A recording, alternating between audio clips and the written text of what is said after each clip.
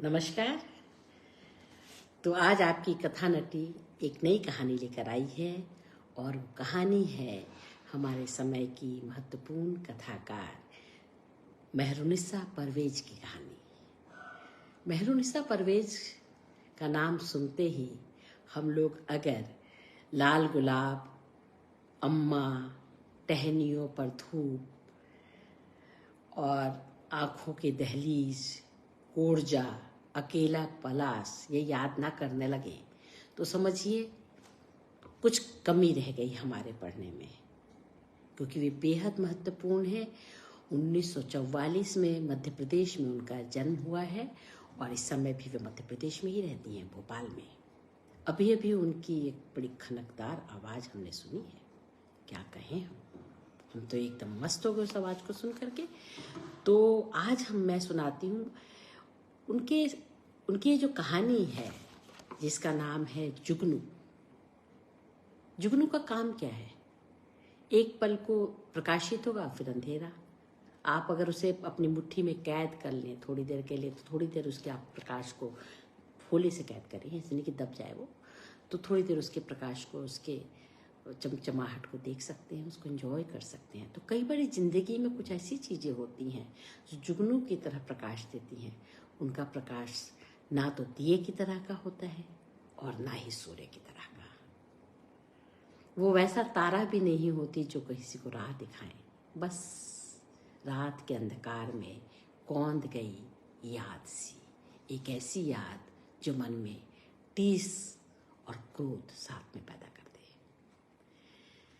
सामंती सोच कैसी होती है और किस तरह से सामंत स्त्रियों के बारे में सोचते हैं, ये कहानी उसके बारे में भी हमें बताती है कि कैसे स्त्री उनके जीवन में, ये खाली पितृसत्तात्मक बात नहीं है, ये सामंती सोच की भी बात है। तो ये कहानी उस सोच की तरफ भी हमारा ध्यान करती है। वर्ग समाज में कितने महत्वपूर्ण हो सकते हैं। एक निम्न वर्ग का गरीब व्यक्ति कैसे बेबस लाचार हो सकता है, यह भी बताती है। और कैसे एक स्त्री, एक मध्य वर्गीय पढ़े लिखे परिवार की स्त्री और उनका खुद का परिवार किस तरह से चीज़ों को देखता है, ये कहानी उस ओर भी इंगित करती है। तो चलिए सुनते हैं मेहरुनिसा परवेज की कहानी जुगनू, जिसका संकलन जहाँ से मैं पढ़ रही हूँ वो आशा शुक्ला, सुधा अरोड़ा और संगीता सक्सेना ने संकलन को तैयार किया था। स्त्री संवेदना विमर्श के निकष। और इसकी खासियत ये है कि इसमें कई कहानियाँ हैं और हर एक कहानी पर एक एक लेख भी है।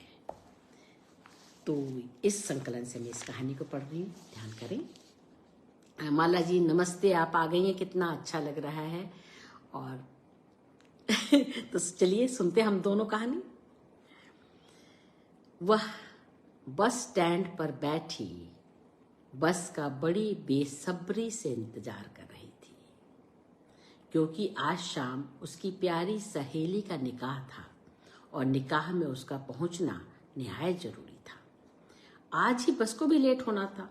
सोचते ही उसका दिल बेसब्री से डूबने लगा। माथे पर पसीना सा आने लगा। सारा प्रोग्राम ही चौपट हो गया। कितनी तैयारी और उम्मीद से वह घर से चली थी, फिर उसकी सहेली भी तो उसका इंतजार करती होगी। सहेली की शादी करवाने में उसका कितना बड़ा हाथ था और कितने प्यार से अपनी सखी के लिए अंगूठी और बनारसी साड़ी खरीदी थी। वह जानती है उसे देखते ही वह खिल उठेगी। उसे दुल्हन को मेहंदी भी लगानी थी। उसने वायदा किया था कि उसकी शादी पर वही उसे मेहंदी लगाएगी। वह मेहंदी लगाती भी तो कमाल की थी। लोग देखते तो बस देखते रह जाते, बस उसका मूड होना चाहिए। अचानक एक बस सामने से आई। उसने बड़ी उम्मीद और बेचैनी में भरकर उतावलेपन में से खड़े होकर बस को देखा, पर यह देखकर बड़ी ही निराशा से बैठ गई कि यह बस दूसरी थी। बस सामने ही खड़ी थी और मुसाफिर चढ़ उतर रहे थे। छोटे छोटे खोमचे वाले, पत्र पत्रिका वाले और भीख मांगने वालों ने बस को घेर लिया था। बस अड्डे की याद आ गई ना। बस के आते ही स्टैंड में हलचल मच गई थी। अचानक पुलिस की एक जीप उसके सामने आकर रुकी और उसमें से जो आदमी उतरा उसे देखते ही वह चौंक पड़ी। चेहरा बेहद परिचित सा लगा। उसने ध्यान से देखा, सोचा आंखें धोखा तो नहीं दे रही, पर नहीं, सच वह तारिक ही थे। उसे अपना बस स्टैंड पर बेसब्री से खड़ा रहना बड़ा खला। लंबी यात्रा और लगातार गाड़ियां बदलने से वैसे ही उसकी हालत खराब हो गई थी और ऐसे में ही तारिक से सामना, वह भी परसों बाद। उसे बड़ी घबराहट सी हुई। तारिक किसी परिचित को बस में बैठाने आए थे। अभी वह सोच ही रही थी कि किसी तरह चुपचाप पीछे से उठकर इधर उधर भीड़ में दुबक जाए, पर तभी तारिक की निगाह उस पर पड़ गई। उन्होंने बुरी तरह चौंक कर उसे घूर कर देखा। उनके हाथ में सिगरेट थी, जिसे उन्होंने बिना पिए ही जमीन पर फेंक दिया और उसे निहायत बदतमीजी से पीछा करती आंखों से देखने लगे। वह सकुचाई से इधर उधर देखने लगी। उनके साथ आए व्यक्ति बस में बैठ चुके थे और बस चल दी थी। बस के जाते ही बस स्टैंड सूना हो गया, जैसे किसी मदारी ने भानुमती का पिटारा समेट लिया हो। सारी हलचल बस के साथ चली गई थी।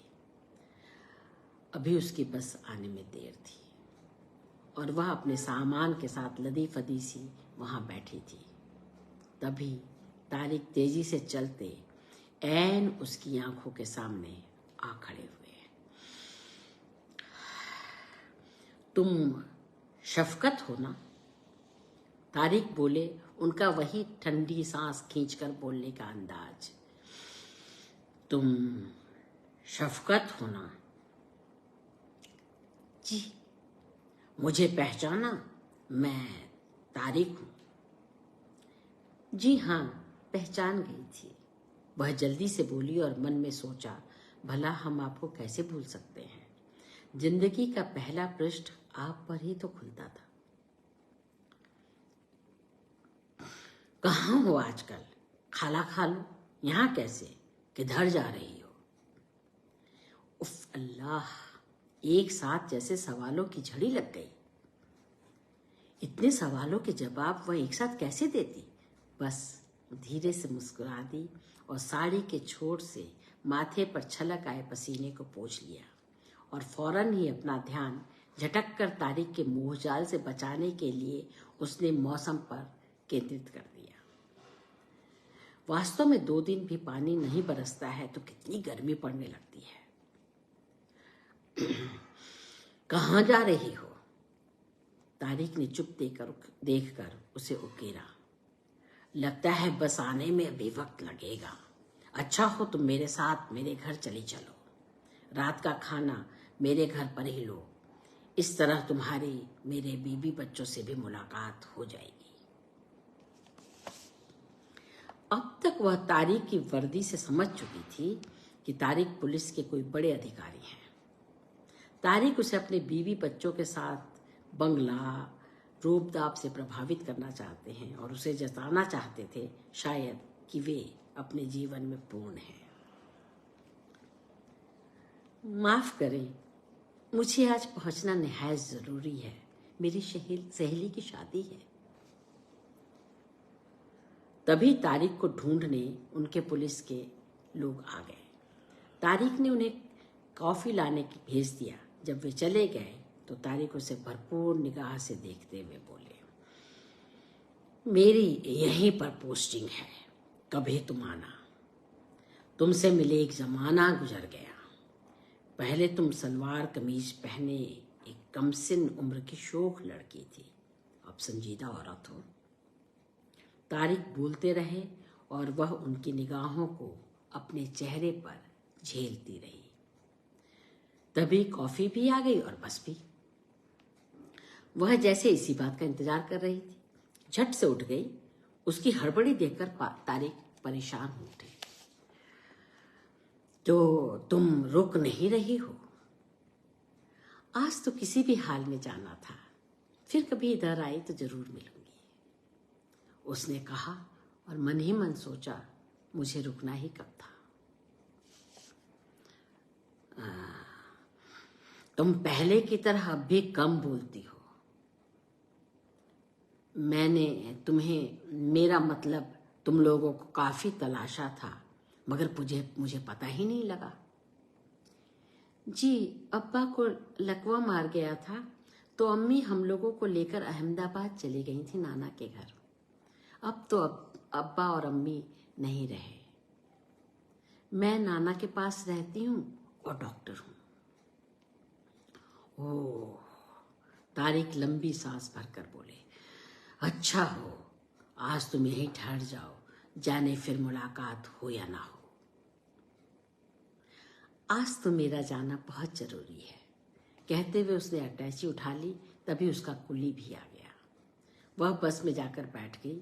खिड़की के पास वह बैठी थी और सामने ही तारिक खड़े थे। दोनों ही कुछ बोलना चाह रहे थे, पर दोनों ही चुप थे।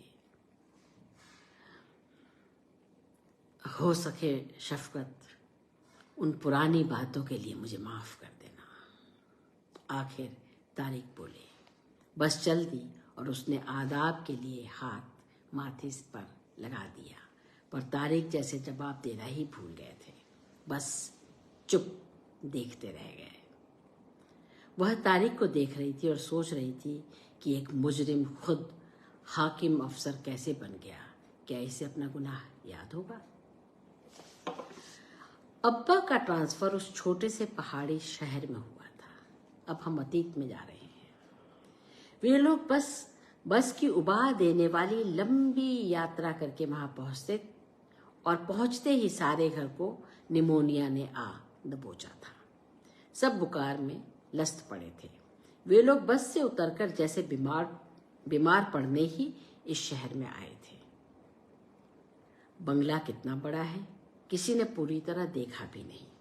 पूरा बंगला खाली खाली, सूना, वीरान सा लगता था, क्योंकि अभी सामान तक नहीं खोला गया था। बस एक कमरे में दरी बिछाकर उस पर बिस्तर डालकर वे लोग आते ही ढेर हो गए थे और ऐसे ही जाने कितने दिन निकल गए पता ही नहीं चला। ट्रक से जो उनका सामान आया था वह वैसे ही बाहर वाले कमरे में पड़ा था। किसी में कुछ देखने की हिम्मत ही नहीं थी।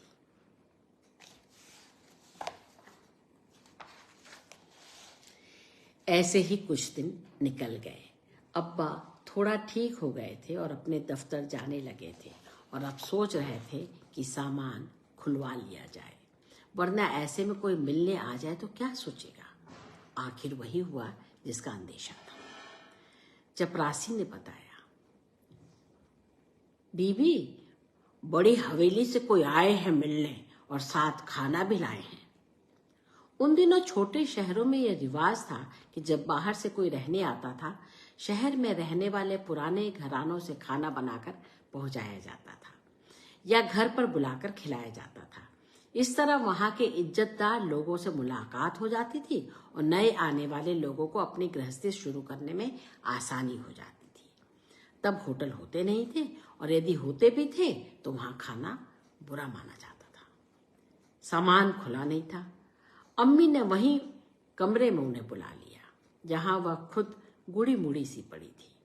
उन्होंने सोचा था आने वाला कोई बुजुर्ग सा होगा, पर वह एक सुंदर सा युवक था। आते ही उसने खाने का बड़ा सा टिफिन सामने रखा और अम्मी को आदाब करते हुए बोला, अम्मी ने भेजा है, पता चला आप आते ही आप सबके सब बीमार हो गए। शुक्रिया, अम्मी से कहना कि अब हम ठीक हैं। और आपका नाम?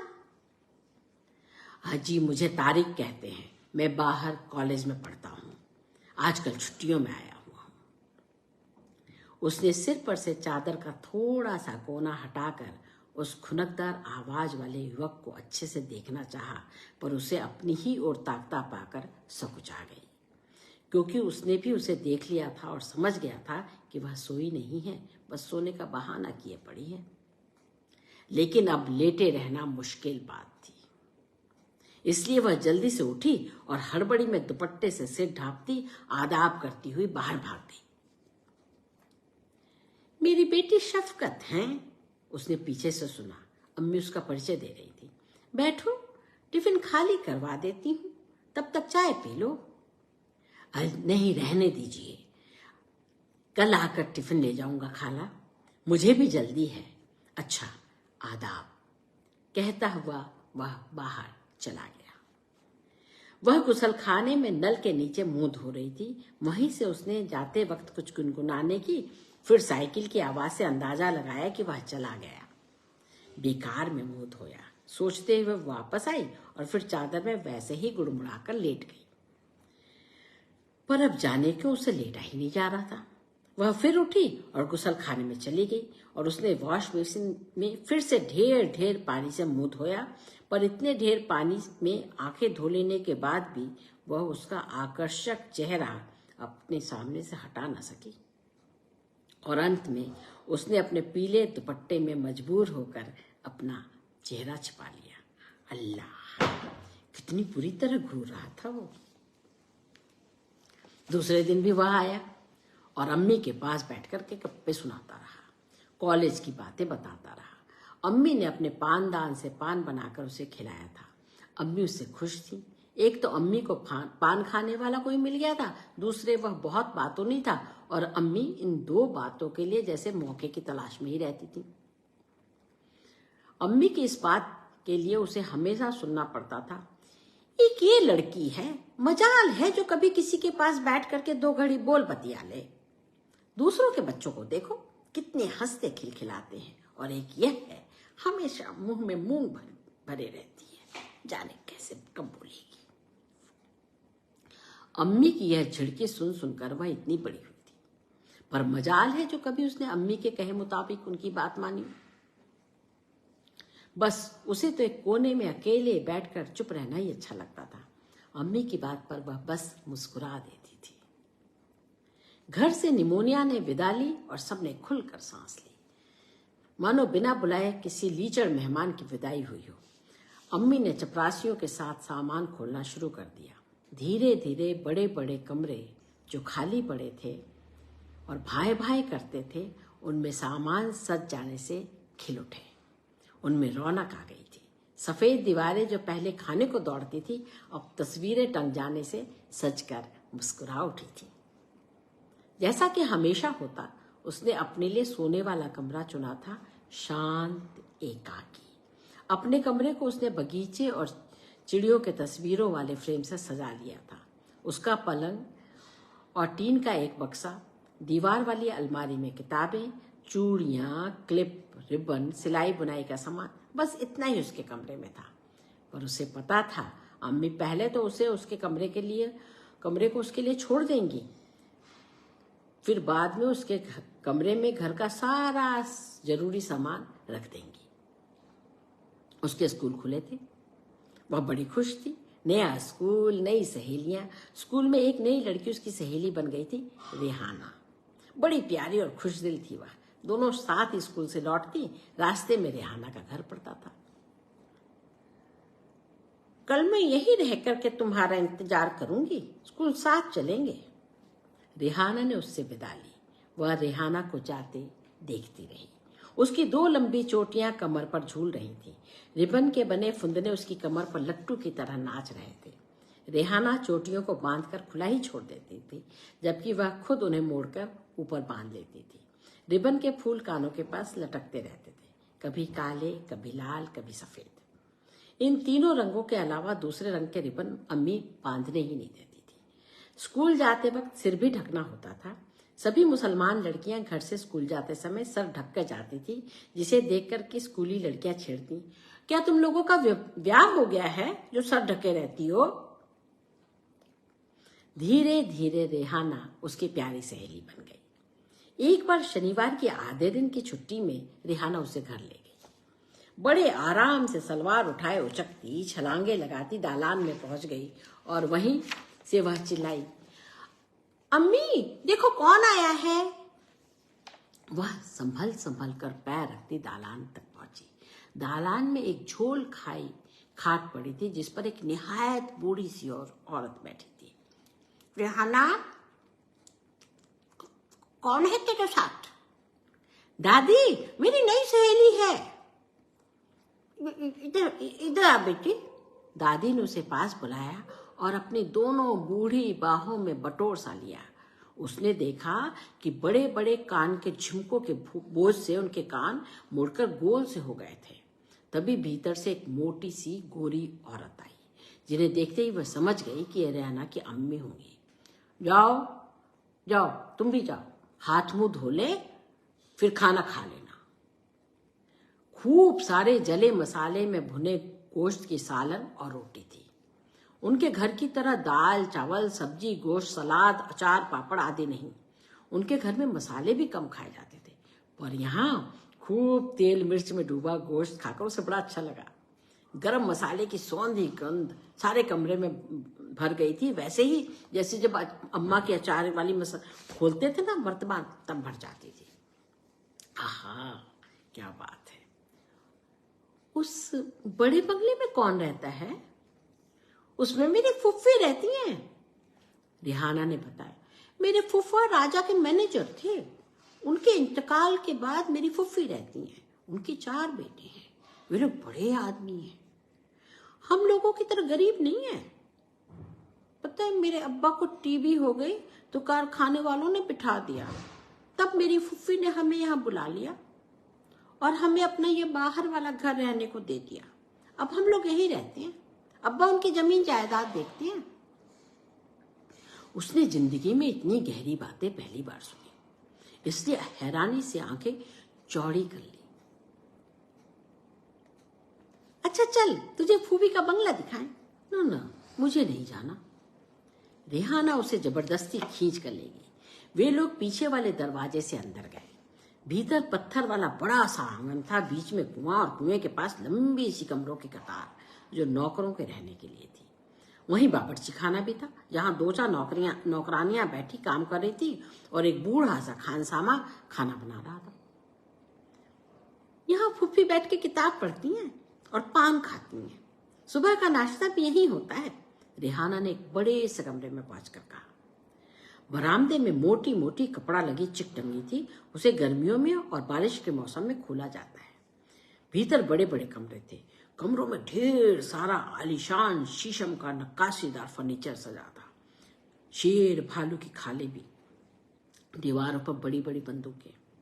सारा घर एक महल की तरह था। बड़े बड़े शीशे जिनके सामने खड़े होकर सिर से पैर तक सब कुछ देखा जा सकता था। उन आदमकद शीशे के सामने खड़े होने से उसे शर्म आ रही थी। स्कूल के ही कपड़ों में वह गंदी सी आ गई थी। सलवार कुर्ता और दुपट्टा सब गंदे हो गए थे। माथे पर बाल बिखर कर चिपक गए थे पसीने से। हाथों की उंगलियों के पोर में ढेर सारी स्याही लगी थी, जो हाथ धोने पर और खाना खाने के बाद भी नहीं छूटी थी। रेहाना ने उसे फूफी से मिलवाया। उन्होंने चश्मे के से उसे ऊपर से नीचे देखा, टटोला और फिर मुस्कुराई। बड़ी प्यारी बच्ची है। अभी वह घबराई सी हक्की बक्की वहां खड़ी थी कि अचानक कोई पर्दा उठाकर भीतर आया। अम्मी, आदाब। वह चौंक कर पलटी तो दिल धक से रह गया, सांस रुक गई। सामने तारिक खड़े थे, सफेद कुर्ता और चूड़ीदार पायजामे में। मेरी फुप्पी के छोटे बेटे हैं तारिक भाईजान, रेहाना बता रही थी, और वह माथे का पसीना दुपट्टे से पोंछती हड़बड़ी में फूफी को आदाब कर रेहाना का हाथ खींचती बाहर आ गई। उसे क्या पता था, हाँ, अब वो यहां कभी नहीं आएगी।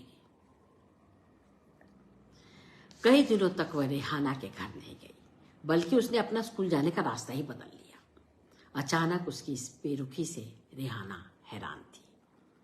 एक दिन जब वह अपने कमरे में बैठी सिलाई कर रही थी, तब तारिक ऐन उसके सामने आके खड़े हो गए। ऐसी भी क्या बेरुखी, आपने तो घर आना जाना ही छोड़ दिया। अम्मी आपको याद कर रही थी। वह सिर झुकाए बैठी रही।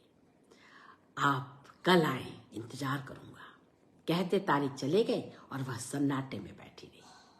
दूसरे दिन वह रेहाना के साथ स्कूल से लौटते में होली। जब रेहाना का घर आया तो उसके पैर अपने आप रेहाना के घर की ओर बढ़ गए, पर वह झिझकी सी वीरान बगीचे में पड़ी उस टूटी कार पर बैठी रही, जहां ढेर सारे इमली के फूल बिखरे थे। वह फूफी के घर नहीं गई। दूसरे दिन पता चला तारिक अपने हॉस्टल वापस चले गए। रेहाना के घर उसका आना जाना बढ़ गया। दोनों पक्की सहेलियां बन गई थी।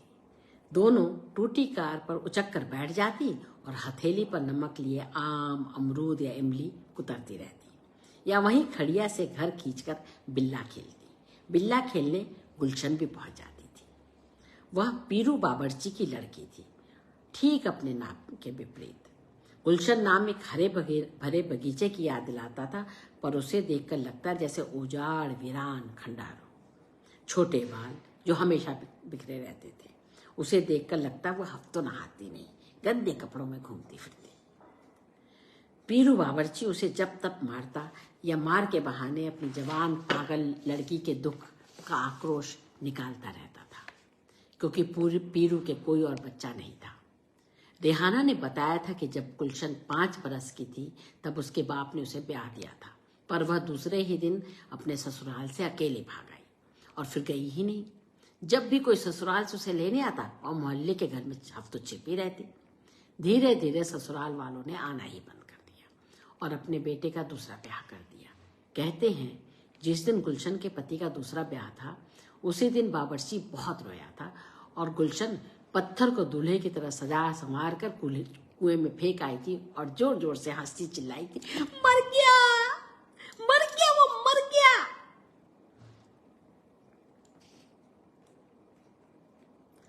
उस दिन जब घर में अचानक चहल पहल दिखी, ढेर सारी तैयारियां, तो वह हैरानी में पड़ गई। सारे घर को सजाया जा रहा था। अम्मी ने उसे बताया कि अस्तारी के घर से लोग सगाई की रस्म लेकर आ रहे हैं, तो वह शर्म से गड़ सी गई। पता चला रेहाना की फूफी ने अपने छोटे लाडले बेटे के लिए उसे मांग लिया है। इतने अच्छे और खानदानी घर में मना करने जैसी कोई बात ही नहीं, और अब्बा ने हाँ कर दी। वह वहां बैठे बैठे ही सारे घर की आहट लेती रही थी। आंगन में तरह तरह के खाने का इंतजाम हो रहा था। अब्बा ने बाहर से खानसामा बुलाया था, जो मुर्ग बिरयानी, कोफ्ता, कोरमा, नान, तंदूरी मुर्ग, मुर्ग मुसल्लम, नरगिसी कोफ्ते, अखनी और तरह तरह के हलवे बना रहा था। हलवे की थालों पर दुल्हा दुल्हन का नाम मेवों से सजाया गया था। अब्बा ने अपने अफसर दोस्तों को भी खाने पर बुलाया था। बाहर वाले बड़े हॉल में खाने की मेजें सजाई जा रही थी। शाम को पुलिस बैंड आया, जो लॉन में बैठा बैठा मधुर धुन बजाता रहा और मेहमान आते रहे। कारों से दूल्हे के घर के लोग उतरे। रेहाना सीधे उसके कमरे में आई। उसके साथ गुलशन भी थी। गुलशन ने नए कपड़े पहन रखे थे और बहुत खुश दिख रही थी। तो हमने तुम्हें अपनी भाभी बना ही लिया, रेहाना ने उसके पास बैठकर छेड़ा। तुम्हें पता है, मैं जानबूझ के तुम्हें पहली बार अपने घर ले गई थी, क्योंकि तुम मुझे पसंद आ गई थी और मैंने तुम्हारी बात अम्मी और फूफी से कह दी थी। तो उन्होंने ही कहा था कि साथ लिया उसे, तो हम भी देख लें जरा। चल बेशरम, तो मुझे पहले ही दिन क्यों नहीं बताया? मैं जाती ही नहीं, उसने झेप कर कहा। मगर बीबी जान, वह तो हमारी और घर वालों की पकी खिचड़ी तैयारी हुई थी। हमें क्या पता, तारिक भाईजान आपसे पहले ही मिल चुके हैं और आप दोनों के खिचड़ी के ऊधन का पानी पहले ही चढ़ा हुआ है। सगाई हो गई थी और तारिक जब भी शहर में होते बराबर घर पर आते जाते। वह उनके सामने निकलने में शर्माती थी, पर वह भी कहाँ मानने वाले थे। अम्मी भूख लगी है, कुछ खिलाइए पिलाइए ना, तारिक कहते और अम्मी नाश्ता लाने उसकी हाँक लगाती। वह झिझक कर रह जाती और तारिक शरारत से मुस्कुरा देते। रेहाना के घर अब वह कम जाती थी, बस कभी किसी खास मौके पर अम्मी के साथ हो आती। अम्मी बड़े जोश खरोश से शादी की तैयारी में लगी थी। एक से एक गहनों के नमूने देखे जा रहे थे। अब्बा ने घर पर ही सुनार बिठा लिया था, जो सामने ही गहने बनाने में जुट गया था। बनारसी साड़ियों के अंबार लगे थे, फर्नीचर, बर्तन, गोया बड़ी गहमा गहमी थी। हर तरफ शादी की तैयारियां। अचानक एक सुबह भूचाल सा आ गया। सारे शहर में हलचल सी मच गई। फूफी के घर ही गुलशन ने उनके ही कुएं में कूद। सब हैरान, सकते की हालत में अब्बा और अम्मी उसे साथ लिए फूफी के घर भागे। फूफी के घर भीड़ ही भीड़ थी। लग रहा था सारा शहर जैसे सिमट कर आ गया था। गुलशन के माँ बाप पीरू बावर्ची जोर जोर से छाती पीट कर रो रहे थे। फूफी सामने सख्त तख्त पर बैठी रोई जा रही थी। सारे घर पर जैसे कहर छा गया था। जो भी कुएं में झांकता सन्नाटे में आकर पीछे हो जाता। उन लोगों ने भी कुएं में झांका तो देखा बड़ी बड़ी आंखों वाली गुलशन जैसे आंखें फाड़ फाड़ कर ऊपर ही देख रही थी। उसके बाल पानी में फैले से और छितरे पड़े थे। बड़ी डरावनी शक्ल दिख रही थी उसकी। पुलिस आई, लाश निकाली गई, पंचायतनामा हुआ और पोस्टमार्टम के लिए लाश ले जाई गई। सारा घर परेशान था कि गुलशन ने आत्महत्या क्यों की। जितनी मुंह उतनी बातें, सभी हैरान थे। पागल लड़की ने आत्महत्या की। इतना दिमाग, इतना सोच उसे कैसे आया? तो क्या वह पागल नहीं थी? सब अपना अपना दिमाग लड़ा रहे थे। कुछ दिनों बाद पोस्टमार्टम की रिपोर्ट आई और जैसे एक नई ही कहानी ने जन्म लिया। गुलशन के पेट में 6 माह का गर्भ था। सबको जैसे सांप सूंघ गया।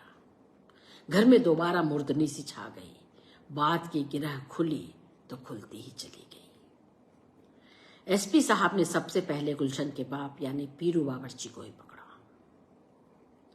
पीरू को 7 दिन थाने में बंद रखा गया। भूखा प्यासा वह भी सत्याग्रह पर तुल गया था, पर अंत में तो था वह भी इंसान। 7वें दिन उसने सवेरे सवेरे थानेदार से नाश्ता मांगा और कहा, हमारा बयान लिख लो। हुजूर माय बाप। पीरू बावर्ची ने एसपी साहब के सामने अपना गुनाह मान लिया। मैंने ही गुलशन को धकेला था। मालिक, हम गरीब नौकर चाकर दास दासियों का जन्म ही मालिक के लिए होता है।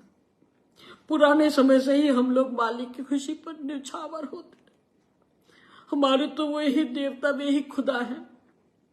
माय बाप, बड़े लोगों की हम बदनसीबों को बहुत सी कृपा इनायत होती है। ऐसी ढेर सारी उनकी दी हुई बख्शीशों में से हमारी बहू बेटियों की इज्जत लेना भी हम लोग अपनी खुशनसीबी ही मानते हैं। हम गरीबों के घर बहू बेटियां पैदा ही मालिक को खुश करने के लिए होती है, उनकी हवस के लिए होती है। तो सरकार, तारिक मालिक जब भी हॉस्टल से आते थे गुलशन को बुलवा लेते थे। इसे हमने बड़ी बात नहीं समझा। जब वो हमल से हो गई तो हमें पता ही नहीं चला। मैं तो पागल थी, समझती नहीं थी। पर जब उसका पेट बढ़ने लगा तो हमको शक हुआ। माँ होती तो देख लेती। दाई को बुलाकर दिखाया तो उसने कहा, आप कुछ नहीं कर सकते। महीने पूरे हो गए, मैं घबराया। आखिर हमारी घास फूस वाली जिंदगी है, जब चाह कट दो, जब चाह बढ़ा लो। पर मालिक की जिंदगी तो कीमती है ना। अगर गुलशन के बच्चा होता तो मालिक की जिंदगी बर्बाद हो जाती, क्योंकि सारे नौकर नौकरानी इस बात को जानते थे और बात इधर उधर से भी खुल सकती थी। अभी छोटे मालिक की सगाई एक बड़े अफसर की इकलौती बेटी से हुई। तो मेरी तो बिटिया पागल थी। उसका जीना मरना कोई अर्थ नहीं रखता था। पर मुझे उस बहू बिटिया की जिंदगी बचानी थी। तो एक रात उससे का कुएं से पानी लिया। जब वो कुएं पड़ गई तो मैंने ही उसे पीछे से ढकेल दिया और चुपचाप आके अपनी कोठरी में सो रहा। तो मेरे सबने समझा कि उसने आत्महत्या कर ली। बस मालिक ये गुस्ताखी हो गई। अब आप जो सजा देना चाहे दे दें।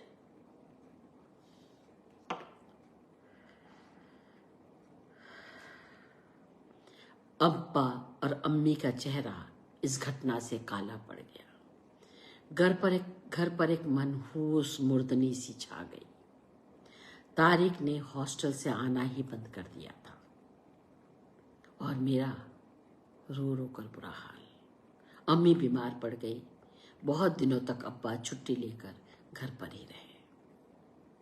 आखिर बहुत लोगों के मना करने के बाद भी अब्बा ने सगाई तोड़ दी और तारिक के घर का वह सारा सामान जो सगाई में आया था वापस भेज दिया। फूफी और रेहाना की अम्मी भी आई। उन्होंने अब्बा को समझाया पर वे नहीं माने। अब्बा ने सबसे कहा, पीरू एक गरीब बाप था। वह अपनी लड़की को कुएं में ढकेल सकता था, पर मैं जीते जी अपनी बेटी को कुएं में नहीं ढकेल सकता। पैगाम टूट गया। इतने बड़े हादसे ने उसे बीमार कर दिया। अब्बा ने अपने तबादले की मांग की और उस शहर से बदली करा ली। उस दिन शहर छोड़ते समय रेहाना और वह लिपट के बहुत रोए। हवा तब्दील के लिए अब्बा अम्मी उसे दार्जिलिंग अपने दोस्त के घर ले गए। धीरे धीरे बात दिमाग से, फिर दिल से, फिर आंख से ओझल होती गई। पर इस हादसे के लिए उसने कभी तारिक को माफ नहीं किया। अब जब भी वह जुगनू देखती, उसे हथेली में कैद कर घंटों निहारती थी। उसका दब से चलना, दब से बुझ जाना उसे अच्छा लगता और उसे पिसरी भूली घटनाएं याद आने लगती थी। और तारिक जो 3 जिंदगियों का कातिल था और जिसे जेल की कोठरी में होना था, उसे पुलिस का हाकिम अफसर देख वह बहुत हैरान थी। कैसी लगी आपको कहानी? और एक बात और, इस मार्मिक सी कहानी के बाद जो जीवन की सच्चाई पर आधारित होगी, जरूर से आपसे एक रिक्वेस्ट कि आप मेरा चैनल सब्सक्राइब करना और पेज लाइक करना ना भूलें। अगले सप्ताह एक अन्य कहानी के साथ।